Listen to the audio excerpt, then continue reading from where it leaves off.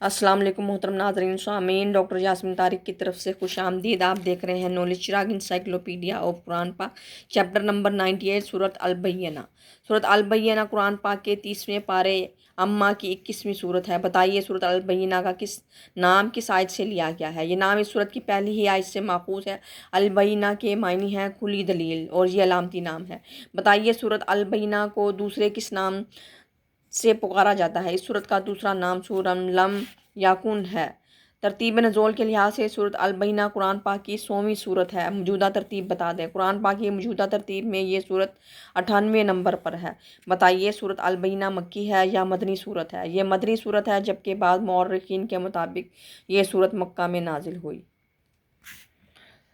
सूरत अल-बय्यना तदाद आयात के लिहाज से 72वीं सूरत है। इसमें कितनी आयात हैं? इस सूरत में कुल 8 आयात हैं। इसमें कोई आयत सद्दा नहीं है और इसका एक रकू है। सूरत अल-बय्यना 7वीं मंजिल में है। इसमें कितने कलमात और कितने हरूफ हैं? इस सूरत में 94 कलमात और 399 हरूफ हैं। सूरत अल-बय्यना मदनी सूरत है और यकम हिजरी में नाजिल हुई। इसकी वजह तस्मिया क्या है? बय्यना के लफ्ज़ के मायने हैं दलील, खुली हुई निशानी, गवाही, वजाहत। पहली आयत में अल-बय्यना के ज़िक्र होने की वजह से सूरत का नाम अल-बय्यना रखा गया है।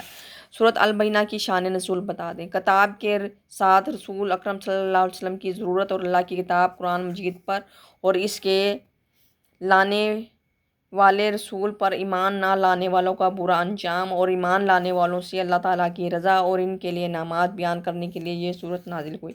वीडियो को लाइक शेयर और सब्सक्राइब करें। अपनी कीमती राय से ज़रूर आगाह कीजिएगा। अल्लाह हाफ़िज़।